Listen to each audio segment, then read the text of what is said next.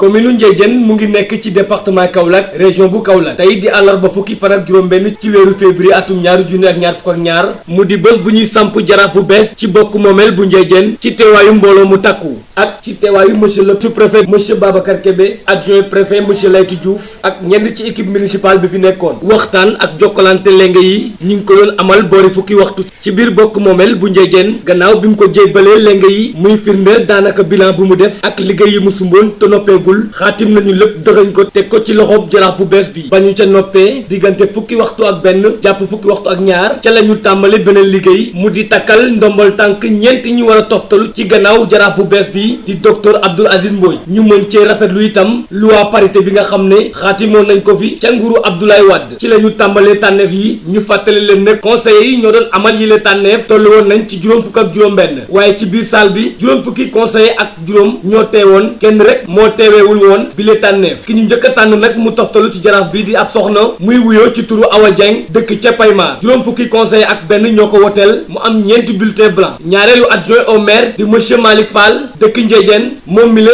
juróom fukki conseillers ak ñeent ñoo ko daal di woteel mu am benn bulletin blanc ñetteelu adjointe bi muy wuyoo ci turu Anta Anne dëkk Afé juróom fukki conseillers ak ñeent ñoo ko daal di woteel mu daal di am benn bulletin blanc ñeenteelu adjoint au maire di monsieur Daouda Gueye dëkk Njaxate juróom fukki conseillers ak ñett ñoo ko daal di woteel yeneen ñaar ñi ay non votant lañu maanaam wote wuñu ginnaaw bi ñu noppee ci tànneef yi moom monsieur le sous-préfet de l'arrondissement de Ndiédiène monsieur Babacar Kébé moo daal di jël kàddu gi rafetlu ni ñu amalee yi ne tànneef ci la ñu jóg taxaw mu daal di takkal écharpe bi le nouveau maire de la commune de Ndiédiène docteur Abdoul Aziz Mbodj adressé ko discours bu am solo ba noppi daal di ko xamal ne bés ni ki tey yow yaay jaraafu commune bu Ndiédiène ci diiru juróomi at ñu fàttali leen ne ñi doon jongante ci woteeb tànneefu jaraaf yi ci commune u Ndiédiène toll woon nañu ci juróom-benn mu nekkoon daje bu yàgg lool waaye mu neexoon lool askan wi ndax toog nañu xaar fekkee lépp ndaxte ku ne xam na ne bés bi dafa spécial ci citoyen rawatina askanu commune Ndiédiène bi nga xam ne dañoo bëgg alternance mu mel ni ndaje mi jeexagul ndax gannaaw bi ñu bàyyeekoo ci biir bokk moomeel bi bu ñetti waxtu ci ngoon jotee ba taftal fanweeri simili jàpp ñeenti waxtu ci ngoon amalaat nañu beneen petite cérémonie ci buntu bokk moomeel bi mu doonoon ay kàddu yoo xam ne ni nag ay kàddu ngërmaane askanu Ndiédiène la waaye itam présenté leen liggéey bu yàgg tey am solo bi ñu nekkee woon ci biir bokk moomeel bi orateur yi nag daanaka bëriwuñu woon maanaam ñi joxoon kàddu gi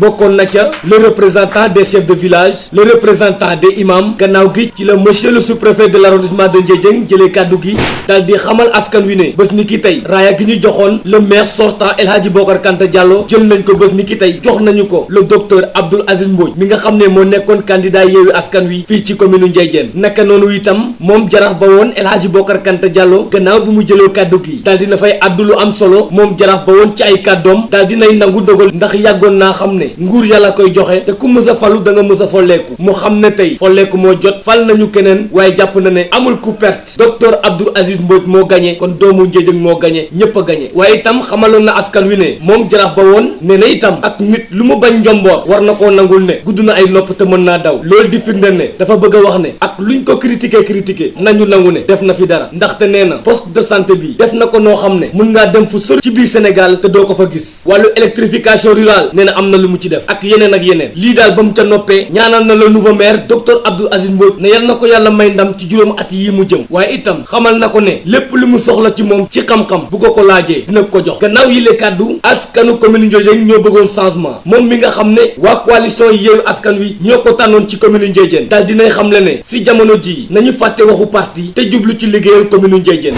kon moom maire commune Ndiédiène la waaye nekkatul jaraafu parti moom jaraafu commune Ndiédiène docteur Abdoul Aziz Mbodj daal dinay xam le itam ne moom bëggul changement waaye alternance la bëgg maanaam bu juróomi at yi jeexee ñu xam ne Ndiédiène mu ngi ci 100% développement wala à 80% de développement moom docteur Abdoul Aziz Mbodj itam bi muy jeexal ay kàddoom daal dinay talalaat askanu commune Ndiédiène ne bëgg naa doon député waaye itam bëgg naa doon directeur général waaye ci kaw askanu commune Ndiédiène ñoo koy jàppal tànk jërëjëf jokko njal docteur Abdoul Aziz Mbodj yal na yéen bi woyof ci juróomi at yi yal na nga jik commune Ndiédiène